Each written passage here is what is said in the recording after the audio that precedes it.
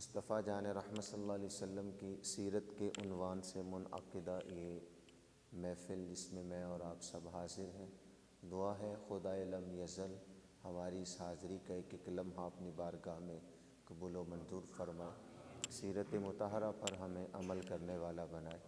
مختصر وقت میں چند ایک باتیں آپ کے گوش گزار کر کے اپنی گفتگو سمیٹ لوں گا، اس دعا کے ساتھ اللہ مجھے اس مضمون کے ساتھ انصاف کی دولت نصیب فرمائے، میری زباں پہ کلمت الحق جاری فرمائے۔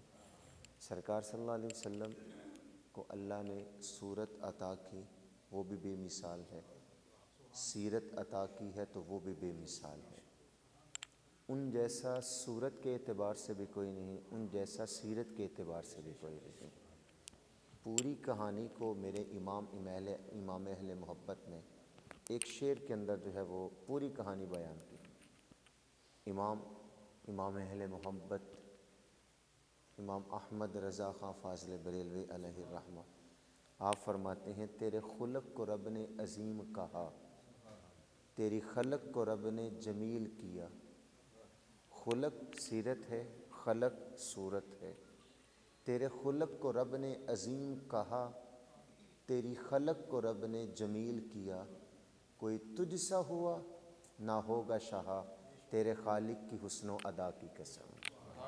قسم اٹھا کے فرمایا کہ نہ صورت میں آپ جیسا کوئی ہے، نہ سیرت میں جو ہے وہ آپ جیسا کوئی ہے۔ صورت عطا کی، اتنی بے مثال صورت عطا کی کہ حضرت ابو ہریرہ رضی اللہ تعالیٰ عنہ فرماتے ہیں، کل قمر لیلۃ البدر لم ارا قبلہ ولا بعدہ مثلہ۔ کیا پوچھتے ہو سرکار کے بارے میں؟ سرکار صلی اللہ علیہ وسلم تو 14ویں رات کا چمکتے ہوئے چاند لگتے تھے۔ پھر خود فرمایا نہیں، نہ ان جیسا پہلے کسی آنکھ نے دیکھا نہ بعد میں کوئی دیکھے۔ پاس حضرت حسان بن ثابت بھی تھے، وہ کہنے لگے کہ دیکھتے کیسے؟ واجم معلومین کا لم تلد النساء، کسی ماں نے جنا ہوتا تو دیکھتے۔ رب نے وہ سچا ہی پن چھڈیا جدے وچ محمد نو ٹالیا سی۔ اتنا خوبصورت، اتنا حسین پیک کر تراشا۔ وہ ایک پنجابی کا شاعر ہے، اس نے بڑی پیاری بات کہی، قد کاٹھ سونا تے سونی بناوٹ، قد کاٹھ سونا تے سونی بناوٹ، ختم ہوئی سونے تے ساری سجاوٹ، مصور نے ماسا کسر نہیں سی چھڈی، بڑی ریج دے نال تصویر کھچی، تصویر کھچی تے حد کر دیتی، حسینہ جمیلاں دا منہ موڑ دیتا، محمد بنا کے قلم توڑ دیتا۔ اتنا حسین پیک کر تراشا، اتنا حسین پیک کر تراشا۔ اقبال کہتے ہیں، رخ مصطفیٰ ہے وہ آئینہ کہ اب اس سا نہ کوئی دوسرا، نہ کسی کی بزم خیال میں، نہ دکان آئینہ احساس میں۔ کہ رب نے وہ سچائی پن چھڈیا جدے وچ محمد نو ٹالیا سے۔ اتنا خوبصورت اور اتنا حسین پیک کر تراشا۔ امام زرقانی علیہ الرحمہ سرکار صلی اللہ علیہ وسلم کے حسن کا قصیدہ سناتے ہیں۔ امام زرقانی علیہ الرحمہ فرماتے ہیں کہ سرکار صلی اللہ علیہ وسلم مدینہ پاک سے باہر چہل قدمی کے لیے نکلے تو وہاں ایک قافلے نے پڑاؤ کیا ہوا تھا۔ اوپر والا سپیکر تو نہیں چل رہا، وہ بند کر دیں۔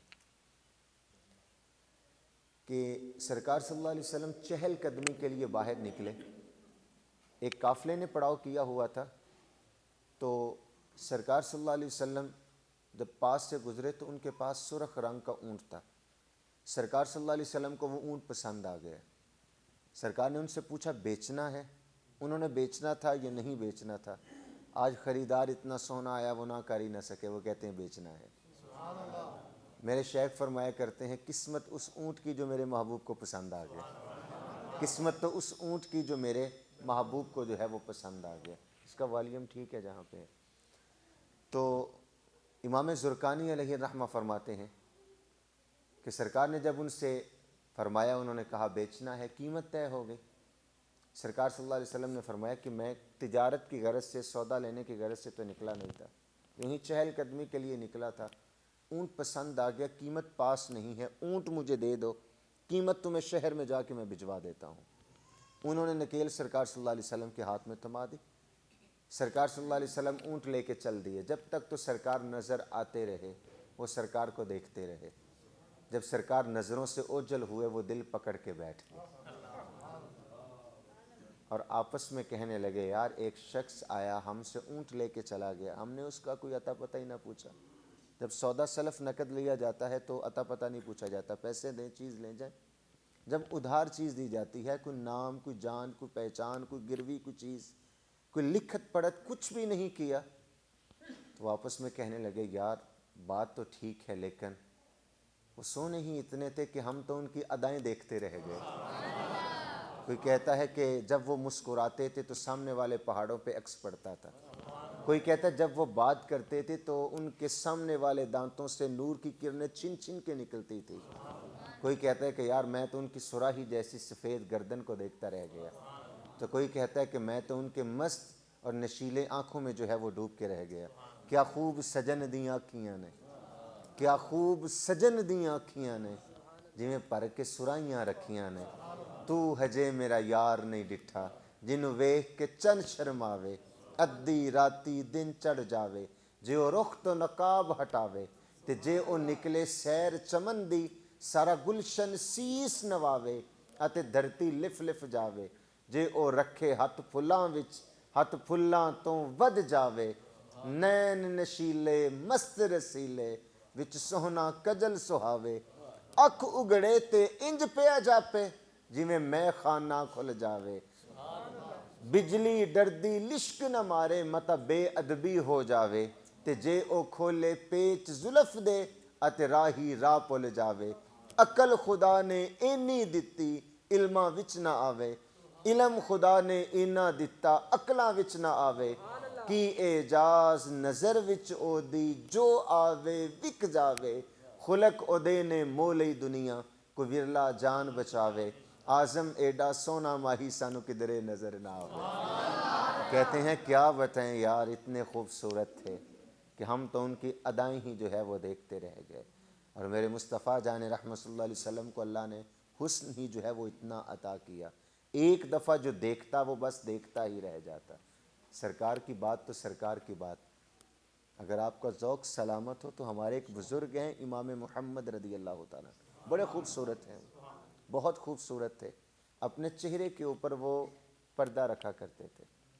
ایک دن سر راہ چل رہے تھے تو ہوا کا تیز جھونکا آیا، چہرے سے پردہ ہٹا، ساتھ یہودی چل رہا تھا، اس کی نظر امام محمد رضی اللہ تعالیٰ عنہ کے چہرے پہ پڑی، جب نظر چہرے پہ پڑی تو وہ کلمہ پڑھ کے مسلمان ہو گئے۔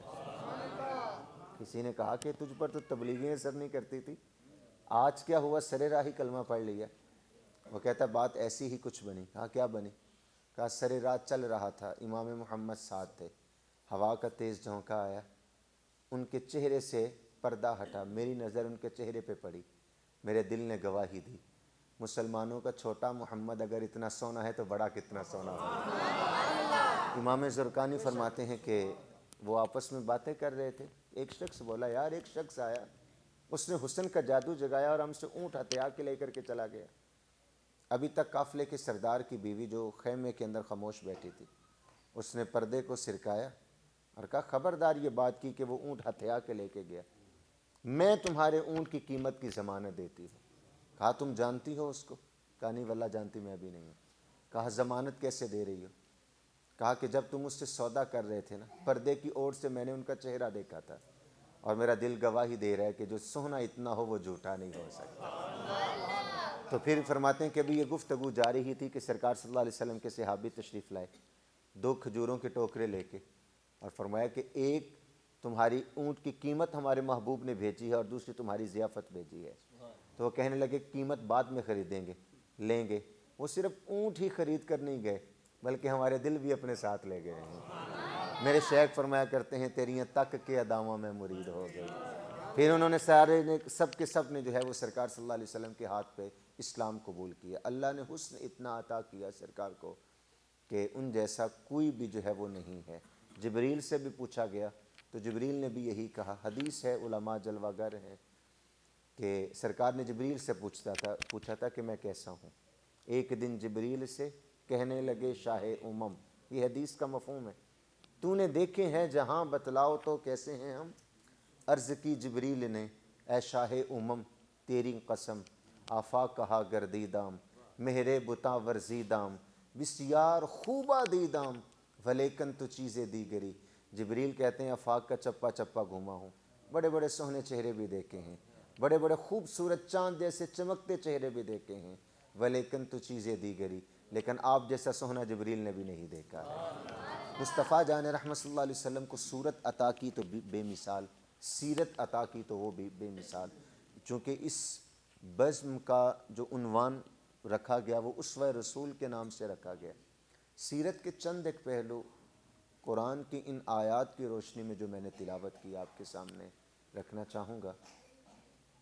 فرمایا کہ جو رحمان کے بندے ہوتے ہیں وہ ہوتے کیسے ہیں؟ علماء نے محققین نے اس پہ تفصیل سے بات کی ہے۔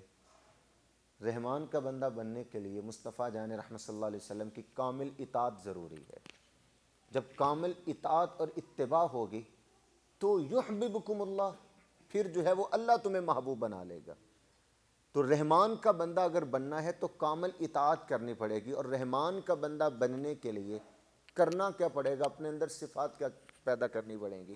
قرآن کی ان آیات میں، جبکہ یہ پورا رکوع ہے لیکن وقت کے دامن میں اتنی گنجائش نہیں کہ میں سارے رکوع پر جو ہے وہ بات کر سکوں، ابتدائی چند آیات جو ہے وہ آپ کے سامنے جو میں نے تلاوت کی ہے اس پر ہی جو ہے وہ گفتگو کر کے میں اپنی گفتگو سمیٹوں گا، آپ کی توجہ چاہوں گا۔ فرمایا وعباد الرحمن، جو رحمان کے بندے ہیں ہوتے کیسے ہیں؟ الذین یمشون علی الارض ہونا، وہ جب زمین پر چلتے ہیں تو آہستہ آہستہ چلتے ہیں، عاجزی سے چلتے ہیں، ان کے اندر تکبر فخر کچھ بھی نہیں ہوتا، بڑی عاجزی ہوتی ہے ان میں۔ انسان تکبر کرے تو کس بات پہ کرے؟ زندگی پہ بڑی نازک سی ایک ڈوری ہے جس میں یہ سانسوں کی مالا جو ہے وہ پروئی گئی ہے، ڈوری کب ٹوٹ جائے، زندگی کے یہ سانسوں کی موتی کہاں بکھر جائیں کسی کو کچھ پتہ نہیں ہے۔ جوانی پہ انسان تکبر کرے، صاحب یہ سائے کی طرح آتی ہے ڈھل جاتی ہے پتہ بھی نہیں چلتا۔ دولت پہ تکبر کرے، ہاتھوں کی میل ہے دھل جاتی ہے، کچھ نہیں کہا جا سکتا۔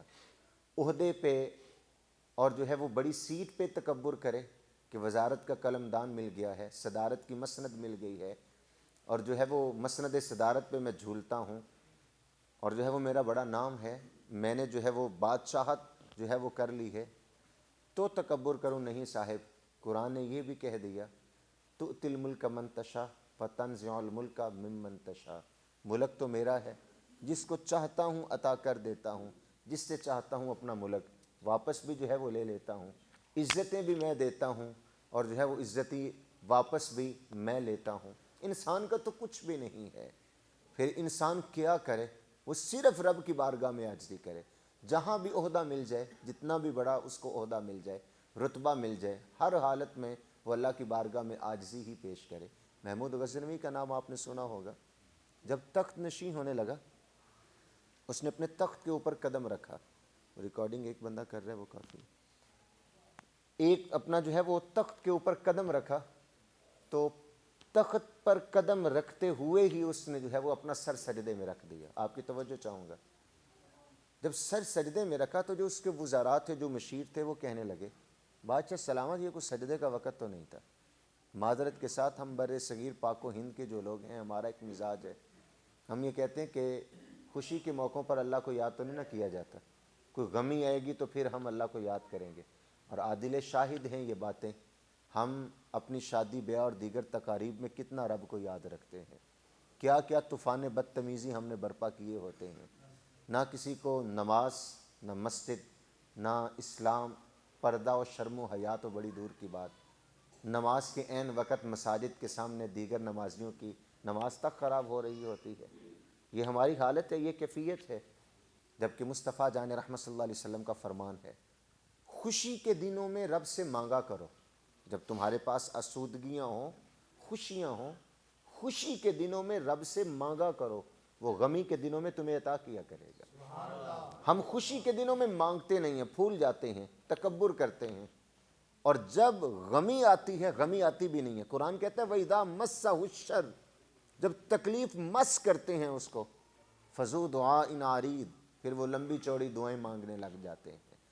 تو بہتر یہی ہے کہ جب اس نے آسودگیاں دی ہیں، خوشیاں دی ہیں، اس وقت بھی ہمارا سر سجدے میں ہو۔ تو وزیروں مشیروں نے کہا بادشاہ سلامت، کن مولویوں کے ہتھے چڑھ گیا کہ تو ہلے گلے کا وقت تھا اور تو سجدہ کر رہا ہے، اور اگر سجدہ کرنا ہی تھا گھر سے کر کے آ جاتا یا گھر میں جا کے کر لیتا۔ یہ اچھی قدریں ہوتی تھی ایک وقت میں کہ جب لوگوں کو خوشیاں ملتی تھی تو وہ پہلے رب کی بارگاہ میں جھکتے تھے۔ ہم نے اپنے بچپنے میں دیکھا، آج تو بڑی دیر ہی ہوگی، وہ نوجوان جو ساری زندگی جو ہے وہ مسجد کا منہ نہیں دیکھتا تھا، یہ بات اس کو کنفرم ہوتی تھی کہ جس دن میں نے شیروانی پہننی ہے سب سے پہلے مجھے مسجد میں لے جایا جائے گا۔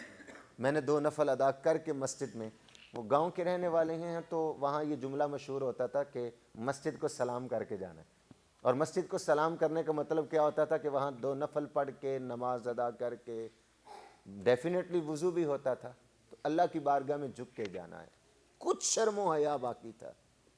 آج کہاں وہ قدریں باقی رہیں؟ واپس آتے تھے، اچھی قدریں تھی، اور رسماً بھی اس کو کیا جاتا تھا تو اچھی تھی، ایک ہی مصلی پہ میاں بیوی جو ہے وہ نوافل ادا کرتے تھے۔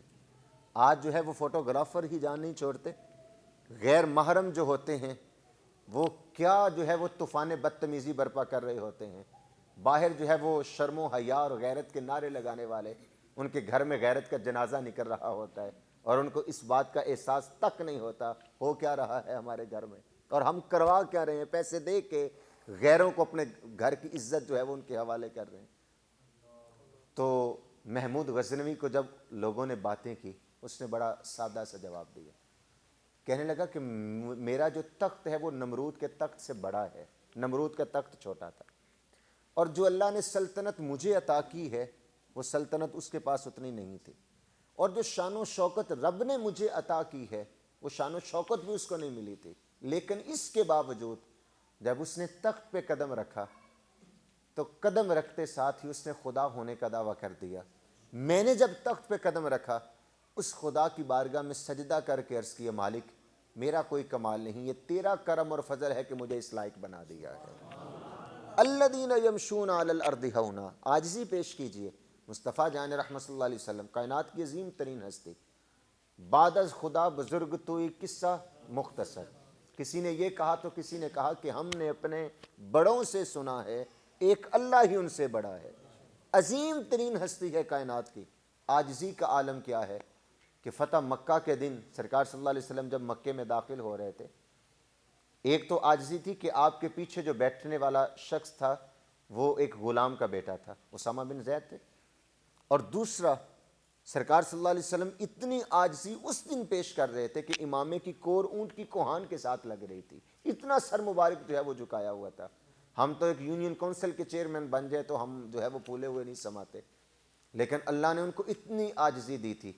اور صاحب پھر یہی اوصاف جب امت میں آئے اور امتیوں میں آئے، پھر کتنی عاجزی تھی۔ 26 لاکھ مربع میل کا حکمران ہو، آدھی دنیا کا بادشاہ ہو، اور عناصر اربع پر اس کی حکومت ہو، ایسا حکمران نہیں ملے گا۔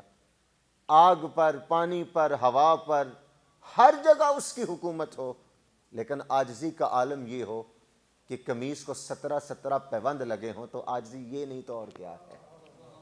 آج تو وہ کہتے ہیں کہ چیئرمین بن گیا ہوں، بڑی گاڑی نیچے نہ ہو تو لوگ مانیں گے کیسے؟ میں کیسا اپنا آپ منواؤں گا اگر میرے پاس یہ سہولت نہ ہو؟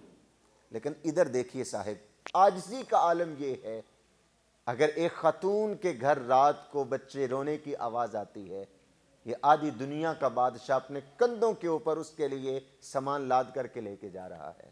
اسلم کہتا ہے حضور یہ بوجھ مجھے دے دیجئے، فرماتے ہیں اسلم قیامت کے روز اگر عمر کا بوجھ اٹھا سکتے ہو تو آج لے لو۔ تو جب یہ بات کہی تو اسلم کہنے لگا حضرت اس دن تو بوجھ اپنا اپنا، فرمایا اگر اس دن بوجھ اپنا اپنا ہے تو عمر کو آج اپنا بوجھ اٹھا لینے دو۔ یہ آدھی دنیا کا بادشاہ ہے، عاجزی کا عالم یہ ہے۔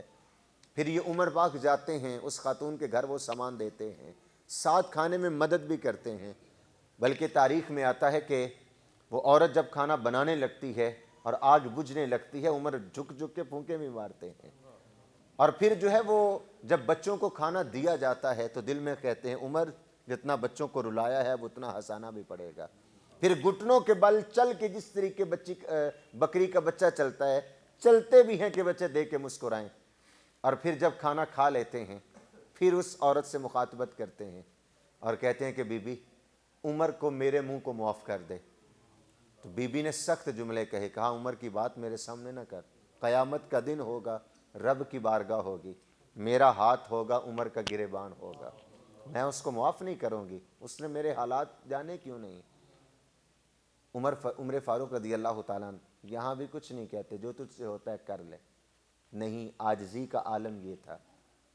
کہا کہ آتے جاتے وفد سے ملاقات بھی کرتا ہوگا، شب کو معلوم لوگوں کے حالات بھی کرتا ہوگا، کانٹوں میں پھنسی ہوئی اس بیچارے کی جان ہے، نیند اسے بھی آتی ہے، آخر وہ انسان ہے، بڑے کام ہیں عمر کو، عمر کو معاف کر دے۔ کہا نہیں نہیں، عمر کو معاف نہیں کرنا۔ جب یہ اتنا لہجہ سخت دیکھا تو کہا کہ بی بی عمر کو جو کہنا ہے آج کہہ لے، عمر تیرے سامنے کھڑا ہے۔ پاؤں کے نیچے سے زمین نکل گئی۔ 26 لاکھ مربع میل کا حکمران ایک خاتون سے معافی مانگ رہا ہے۔ صاحب یہ عاجزی کا عالم تھا۔ آج ہم گلی محلے کے جو ہے وہ کچھ، بلکہ میں تو کہتا ہوں کہ مسجد کی کمیٹی کے کچھ عہدہ ہمیں مل جائے تو ہم پھولے نہیں سماتے۔ صاحب آدھی دنیا کا بادشاہ ہو اور عاجزی کا عالم یہ ہو۔ سیرت کا ایک یہ پہلو ہے، سرکار صلی اللہ علیہ وسلم کے صحابہ کا سیرت کا پہلو۔ امام حسن رضی اللہ تعالیٰ عنہ، آپ کا جب وصال ہوتا ہے، آپ کو جب غسل دیا گیا تو آپ کے کندھوں کے اوپر بوریاں لادنے کے نشان تھے، اور گھر والوں سے پوچھا گیا کہ یہ نشان مزدوروں کے ہوتے ہیں اور ان شہزادوں کے کندھوں پر یہ نشان؟ تو پھر پتہ چلا اور بتایا گیا کہ ہمارے بابا رات کی تاریکی میں غریب لوگوں کا کام جو ہے وہ کیا کرتے تھے۔ جب اتنی عاجزی جو ہے وہ ہو صاحب، پھر اللہ کو وہ بندہ جو ہے وہ بڑا پسند آتا ہے۔ ہم اپنے رویوں میں دیکھ لیں، عہدہ مل جائے ہم غریبوں کو بھول جاتے ہیں، کہیں ناموری مل جائے ہم رشتہ داروں کو بھول جاتے ہیں، اور جو ہے وہ پھر رونت برے جملے بھی کہتے ہیں، لوگوں کے دل بھی دکھاتے ہیں، لوگوں کی عزتیں بھی پامال کرتے ہیں، ان کے جذبات کو بھی مجروح کرتے ہیں، یہ سوچتے ہیں ہمیں کون پوچھنے والا ہے۔ صاحب جس دن اس نے پوچھ لیا، اور اس نے پوچھنا ہے، وہ کہتا ہے ثم لتسألن یومئذ عن النعیم، ایک ایک بات کا تم سے سوال لیا جائے، جو ہے وہ جواب لیا جائے گا، پھر جواب دینا جو ہے وہ اور مشکل ہو جائے گا۔ اللہ کی بارگاہ میں عاجزی پیش کیجیے۔ دوسری صفت جو قرآن نے بیان کی، وَإِذَا خَاطَبَهُمُ الْجَاهِلُونَ قَالُوا سَلَامًا، جب ان سے جاہل مخاطبت کرتے ہیں، وہ ان سے بحث نہیں کرتے، بلکہ بڑی آہستگی سے اور حکمت سے ان کو سلام کہہ دیتے ہیں، ان سے بحث نہیں کرتے، لڑائی نہیں کرتے۔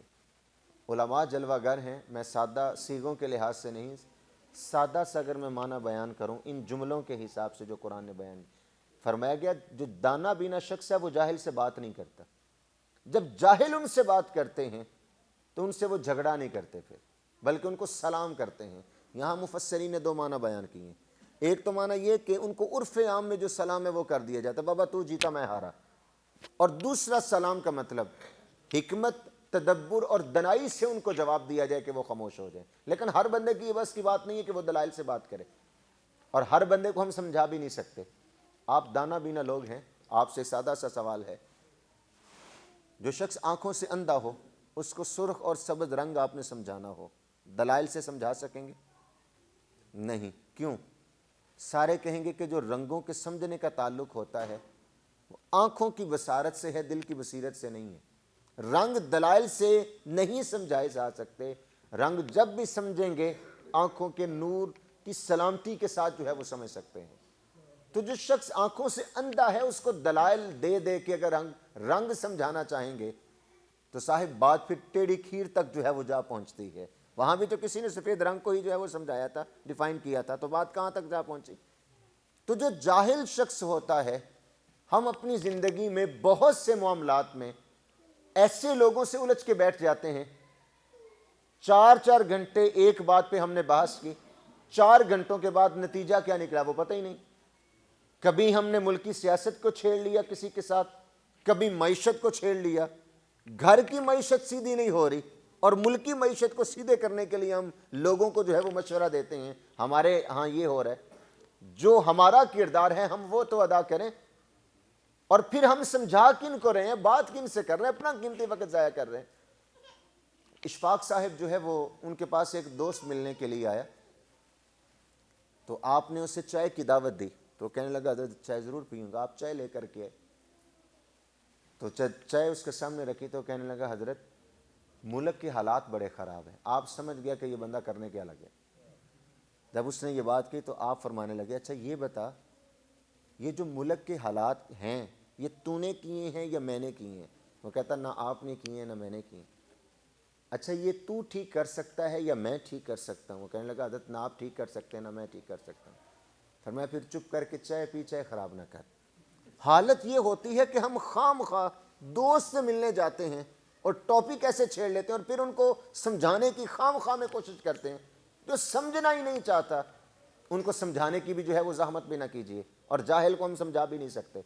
جن کے جب قرآن نے کہہ دیا نا کہ یہ ایمان نہیں لائیں گے، جن کے بارے میں کہہ دیا آپ ان کو ڈرائیں، اَأَنذَرْتَهُمْ أَمْ لَمْ تُنذِرْهُمْ لَا يُؤْمِنُونَ، آپ ان کو ڈرائیں یا نہ ڈرائیں یہ ایمان نہیں لائیں گے۔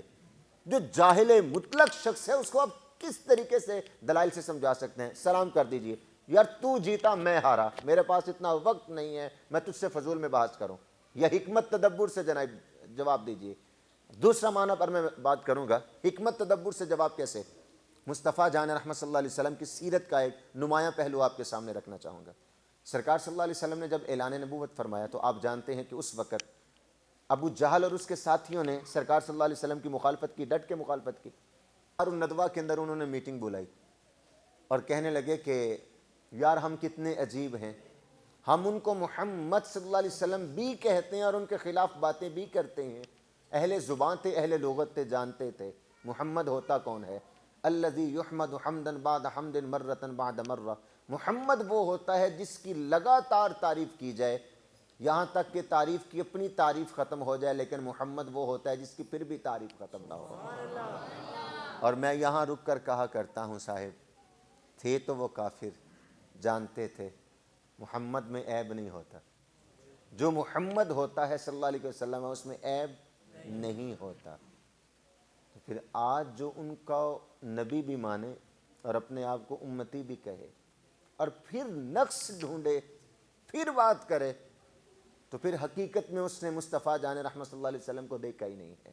میرے شیخ پڑھا کرتے ہیں ڈٹھے ورق قرآن دے پھول سارے، تیری شان جیا نہیں کوئی ہور ڈٹھا، تیری شان دا کرے مقابلہ جیڑا انہوں عاشقاں اصلی چور ڈٹھا، کوئی نور آکھے کوئی بشر آکھے پہندہ رات دینے ایو شور ڈٹھا، اللہ والیاں گل مکا دیتی تسا ہور ڈٹھا اسا ہور ڈٹھا، تم نے تو پھر دیکھا ہی نہیں۔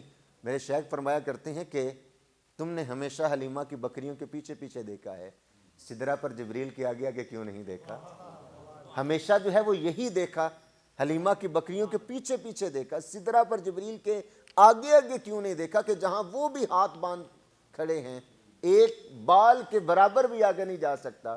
کوئی فلک تیرا یار گیا، کوئی جا سدرہ تے ہار گیا، ایک سونیاں زلفاں والا سی جڑا لنگ عرش تو بھی پار گیا، کوئی حد ہے ان کے عروج کی بالغ العلا بے کمالہ۔ اور میرے امام اہل محبت فرماتے ہیں خرد سے کہہ دو کہ سر جھکا لے، خرد سے کہہ دو کہ سر جھکا لے، گماں سے گزرے گزرنے والے پڑے ہیں یہاں خود جہد کو لالے، کوئی کیا بتائیں کدھر گئے تھے، سراغ عین و متا کہاں تھا، نشان کیف و الا کہاں تھا، نہ کوئی ساتھی نہ کوئی راہی نہ سنگ منزل نہ مرحلے تھے، کمان امکان کے جھوٹے نکتوں تم اول آخر کے پھیر میں ہو، محیط کی چال سے تو پوچھو کدھر سے آئے کدھر گئے تھے، کوئی حد ہے ان کے عروج کی بالغ العلا بے کمالہ۔ اور اقبال کہتے ہیں کہ تو یوسف کو کنویں میں دیکھ رہا ہے تو کیا دیکھ رہا ہے، کہ تو نے یوسف کو کنویں میں دیکھا تو کیا دیکھا، ارے ناداں جو مطلق تھا مقید کر دیا تو نے، تو ابھی تک یوسف کو کنویں میں دیکھ رہا ہے، وہ مصر کے تخت پر بیٹھے شہنشاہ مصر بنے بیٹھے ہیں، تو ابھی ادھر پھر رہا ہے، وہ کہاں پہنچ چکے ہیں۔ جانتے تھے محمد وہ ہوتا ہے جس میں نقص نام کی کوئی چیز نہیں، تھے تو وہ کافر لیکن اتنا جانتے تھے۔ اور آج امتی ہو کر اگر یہ بات کہے تو پھر جو ہے وہ تلوار اعلیٰ حضرت، پھر میں یہ کہوں گا تلوار اعلیٰ حضرت، ذکر روکے فضل کاٹے نقص کا جویاں رہے، پھر بھی مردک کہے کہ ہوں امت رسول اللہ کی۔ اس کو شرم نہیں آتی پھر یہ بات کرتے ہوئے؟ ذکر کو روک رہا ہے، فضل کو یہ کاٹ رہا ہے، لوگوں سے کہتا ہے بتاؤ کہاں لکھا ہے میلاد منانا، کہاں لکھی ہے یہ جھنڈیاں لگانا، کہاں لکھا ہے یہ خوشیاں منانا؟ تو اس امتی ہو کے نبی کی آمد کی خوشی پہ بات کرے۔ بلکہ ہمارے اسلاف نے تو یہ بات لکھی ہے کہ سرکار صلی اللہ علیہ وسلم کے نام سن کے جس کے سینے میں ٹھنڈ نہیں پڑتی، اس کے سینے میں دھڑکنے والا دل کسی مومن کا دل ہی نہیں ہو سکتا۔ تو جھنڈیوں کی جو ہے وہ دلیلیں مانگ رہا ہے، ہمارا تو بس نہیں چلتا صاحب، وگرنہ دل کاٹ کے ان کی راہوں کے اندر جو ہے وہ بچاتے ہیں۔ وہ تو اتنی عزتوں والے ہیں، وہ تو اتنی عزتوں والے ہیں، اور اللہ نے ان کو اتنی رفعتیں عطا کی ہیں۔ کیسا امتی ہے کہ ان کی آمد کی خوشی میں، صاحب اگر یہ خوشی نہ ملتی تو بتائیں دنیا میں کوئی خوشی باقی رہتی ہے؟ کوئی خوشی نہیں رہتی۔ جتنی خوشیاں ملی ہیں ساری ملی ہی ان کے دم قدم سے ہے۔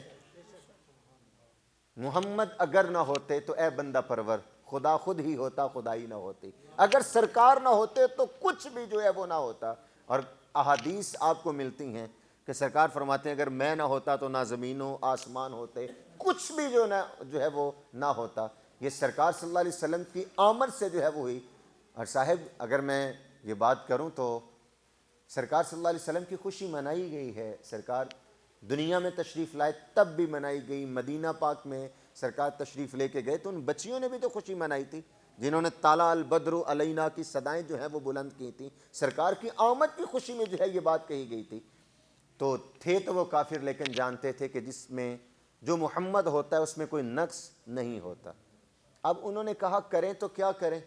وہ کہتے ہیں یا محمد کہنا چھوڑ دیا جائے یا ان کے خلاف باتیں کرنی چھوڑ دی جائیں، چونکہ جو محمد ہوتا ہے اس میں نقص نہیں ہوتا۔ کہا کہ محمد نہیں کہتے، نام بدل لیتے ہیں معاذ اللہ، لیکن ان کے خلاف باتیں کرنے نہیں چھوڑیں گے۔ کہا کیا رکھا جائے نام؟ معاذ اللہ انہوں نے اپنے طور پر نام رکھ لیا مزمم، جس کی بار بار مذمت کی گئی ہو۔ اب وہ مزمم کہہ کہہ کے سرکار کو گالیاں دینے لگے۔ ایک صحابی نے سنا، بھاگتے ہوئے سرکار صلی اللہ علیہ وسلم کی بارگاہ ناز میں حاضر ہوئے، بندہ نواز وہ آپ کو مزمم کہہ کہہ کے گالیاں دے رہے ہیں۔ علماء جلوہ گر ہیں، سیرت کی کتابیں اٹھائیے۔ سرکار صلی اللہ علیہ وسلم نے ان کے لیے بد دعا کی ہے، جواب نفی میں ملے گا۔ سرکار صلی اللہ علیہ وسلم نے یہ فرمایا کہ جاؤ سرداروں کو جمع کرو، ہم ان سے بات کرتے ہیں کہ میرا نام تو نہ بگاڑیں، جو بات کرنی ہے ویسے کریں، نام تو نہ بگاڑیں۔ جواب نفی میں ملتا ہے۔ کیوں؟ پالا جب جاہل سے بڑے نا، ان سے بحث نہیں کرتے۔ اپنے صحابی کی تربیت کی، ہمارے لیے اسوہ نور چھوڑا۔ جب ایسے لوگوں سے پالا پڑے قیمتی وقت ضائع نہ کیجیے گا۔ دو لفظی محبت بھرا جواب دیا، فرمایا یشتمون مزمما و یلعنون مزمما و انا محمد۔ فرمایا وہ کسی مزمم کو گالیاں دے رہے ہیں، مجھے تو میرے رب نے محمد بنا کے بھیجا ہے، مجھے تو میرے رب نے محمد بنا کے بھیجا ہے۔ میں حافظ قرآن ہوں، مجھے سارے کہیں کہ تو حافظ نہیں ہے، مجھے کیا غرض؟ جب رب نے مجھے یہ نعمت دی ہے تو مجھے تو پتہ ہے نا کہ میرے سینے میں یہ ہے، میں ان کو دلائل کیوں دوں؟ ہاں کسی کو دلیل کی ضرورت ہے تو پھر دلیل اس کی یہی بنتی ہے نا کہ کہا جا سکتا ہے میں مصلی پہ کھڑا ہو کے شروع کرتا ہوں تو پیچھے کھڑا ہو کے سن لے قرآن۔ تو جو نہیں مان رہا دلائل سے ہم نہیں سمجھا سکتے۔ اور پھر یہاں یہ بھی بات یاد رکھیے، میں یہ بات کر کے اپنی گفتگو سمیٹوں گا، اگلی آیات پر ہم نہیں جائیں گے، ٹائم کافی ہو چکا، کہ جاہل ہوتا کون ہے؟ ہمارے ہاں یہ سمجھا جاتا ہے کہ جس کے پاس ڈگریاں نہیں ہوتی وہ جاہل ہوتا ہے، جبکہ وہ کسی مفکر کا قول ہے کہ یہ جو ڈگریاں ہیں یہ تو حقیقت میں کالج یونیورسٹی میں دی ہوئی فیسوں کی رسیدیں ہوتی ہیں، علم کی سندیں نہیں ہوتی۔ یہ تو ہم نے پیپر پاس کیے ہیں اور فیسیں ان کو پوری ادا کی ہیں، وہ ہمیں رسید دے رہے ہیں کہ آپ نے فیسیں بھی پوری ادا کی ہیں، پیپر بھی دیے ہیں۔ علم کسی اور چیز کا نام ہے۔ بعد دفعہ ایسا بھی ہوتا ہے کہ ڈگریوں والا بندہ بھی کوئی ایسی بات کر جاتا ہے کہ اہل علم دیکھ لیتے ہیں کہ یہ علم والا نہیں ہے۔ شیخ شبلی علیہ الرحمہ ایک بہت بڑے بزرگ ہوئے، معارف اس میں ذات بیان کر رہے، اللہ کے نام کا انسان کے دل و دماغ پہ اثر ہوتا ہے۔ آپ کی مجلس کے اندر وقت کا معروف فلسفی اور مفکر ابو علی سینا بیٹھا ہوا تھا، سینا بھی بولا جاتا ہے، سینا بھی بولا جاتا ہے، اور یہ بڑا مشہور شخص ہے جو بھی سائنس کے طلباء ہیں یا جو فلسفے کے طلباء ہیں وہ اس نام کو بخوبی جانتے ہیں۔ تھوڑی سی بات مشکل، لیکن اسی کے ساتھ میں اپنی گفتگو سمیٹوں گا۔ ابو علی سینا نے جب یہ بات سنی، آپ جب معارف اسم ذات بیان کر رہے کہ اللہ کے نام کا انسان کے دل و دماغ پہ اثر ہوتا ہے، اور سرکار صلی اللہ علیہ وسلم کا فرمان ہے کہ ہر چیز کو زنگ لگ جائے تو زنگ اتارنے کے لیے کچھ نہ کچھ ہوتا ہے، اور جب دل کو زنگ لگ جائے تو دل کا زنگ اللہ کے ذکر سے جو ہے وہ اترتا ہے۔ آپ نے جب یہ بات کہی تو ابو علی سینا نے کہا حضرت کیسے ممکن ہے کسی کے نام میں اتنا اثر ہو کہ دل کی دنیا بدل جائے؟ جو فلسفی حضرات ہوتے ہیں، علماء جلوہ گر ہیں، ہر چیز کو 4 شکلوں میں دیکھتے ہیں۔ 3 اعتباری صورتیں ہوتی ہیں، ایک خارجی صورت ہوتی ہے، اور وہ حقیقی صورت ہوتی ہے۔ اعتباری صورتوں کو مانتے نہیں، خارجی اور حقیقی صورت کو مانتے ہیں۔ اگر میں مثال آپ کے سامنے رکھوں، آگ ہے، آگ لفظ اگر زبان سے ہم 100 دفعہ ادا کریں ہماری زبان جلے گی؟ یہ اس کی لفظی صورت ہے اور اعتباری صورت ہے، فلسفی اس کو نہیں مانتے۔ جب آگ زبان سے ادا کریں گے تو ہمارے دماغ میں خیال کس کا آئے گا؟ آگ کا آئے گا۔ ہر معنی کا ایک معنی ہوتا ہے۔ ہمارے ایک اردو کے استاد تھے، وہ فرمایا کرتے تھے کہ جو لفظ بولا جائے، جو اس کا اسکیچ ذہن میں آتا ہے، وہ اصل لفظ کا معنی ہوتا ہے۔ تو جب آگ کے بارے میں سوچیں گے، سوچتے ہیں، ہمارا دماغ گرم ہو جاتا ہے، کھولنے لگتا ہے؟ نہیں، یہ خیالی صورت ہے، یہ اعتباری صورت ہے، فلسفی اس کو نہیں مانتے۔ تیسری صورت کتابی صورت ہے کہ اگر کاغذ کے اوپر آگ کی تصویر بنا دیں، کاغذ جل جائے گا؟ گرم ہو جائے گا؟ نہیں ہوگا۔ یہ اعتباری صورت ہے اور فلسفی اس کو نہیں مانتے۔ چوتھی حقیقی اور خارجی صورت ہے، اگر آگ میں ہاتھ ڈالیں گے تو ہاتھ ہمارا جل جائے گا۔ وہ کہتے ہیں کہ یہی حقیقت ہے۔ ابو علی سینا کہنے لگا ذات مؤثر ہوتی ہے، نام میں کیا رکھا ہے؟ اللہ کی ذات تو مؤثر ہے، نام میں کیا رکھا ہے؟ آپ نے اسے دلائل دیے لیکن وہ نہ سمجھا۔ سمجھ گئے، پالا جب جاہلوں سے پڑے نا، بحث نہیں کرتے۔ بھری محفل، ہزاروں کا مجمع، شیخ شبلی جیسے مبلغ ہوں، سامعین میں ابو علی سینا جیسا شخص بیٹھا ہو، تو 4-6 بندوں کا تو مجمع نہیں، اور وہ لوگ علم سے محبت کرنے والے بھی تھے۔ بھری محفل میں آپ نے اس سے مخاطبت کی اور طبیعت میں تھوڑی سی سختی لائے۔ فرمایا ابو علی سینا تجھ سے کیا بات کروں، تو ہے ہی گدھا۔ بھری محفل میں وقت کے امام نے معروف فلسفی اور مفکر کو گدھا بول دیا۔ اس کو غصہ آیا اور چہرے کے رنگ اڑ گئے، اس کے لال پیلا ہو گیا، نہ آؤ دیکھا نہ تاؤ دیکھا، شیخ شبلی پہ چڑھائی کر دی۔ حضرت اچھا نہیں کیا۔ دلائل ختم ہو گئے تھے نا، بات نہیں کرنی آ رہی تھی تو وقت مانگ لیتے، یا ہار مان جاتے کہ میرے پاس تیری باتوں کا جواب نہیں، یا وقت مانگ لیتے کہ میں مطالعہ کر کے آتا ہوں، نشانیاں لگا لوں ذرا کتاب پہ، پھر ہم بیٹھ کے بات کر لیتے ہیں، کوئی اور ٹائم بنا لیتے ہیں۔ ہار بھی نہیں مانی، وقت بھی نہیں مانگا، بھری محفل میں مجھے رسوا کر دیا، گدھا بول کے آپ نے اچھا نہیں کیا۔ شیخ شبلی خاموشی سے سنتے رہے۔ جب اس نے خوب من کی بھڑاس نکال لی تو آپ اس کی طرف دیکھ کر مسکرانے لگے اور فرمایا کہ ابو علی سینا، یہی تو تجھے سمجھانا چاہتا ہوں، اگر گدھے کے نام میں اتنی تاثیر ہے کہ تیرے چہرے کا رنگ بدل سکتا ہے، تو بتا اللہ کے نام سے دل کی دنیا نہیں بدل سکتے؟ وَإِذَا خَاطَبَهُمُ الْجَاهِلُونَ قَالُوا سَلَامًا۔ پالا جب جاہلوں سے پڑھے، اپنا قیمتی وقت ضائع نہ کیجیے۔ حکمت، تدبر اور دنائی سے جواب دے سکتے ہیں تو دیجیے، وگرنہ خاموشی اختیار کر لیجیے۔ ان سے کہیے بابا تو جیتا میں ہارا، زندگی بڑی خوشگوار ہو جائے گی، بڑی مزے کی جو ہے وہ زندگی ہو جائے گی۔ اللہ مجھے اور آپ کو توفیق عمل نصیب فرمائے، آمین۔ وآخر دعوانا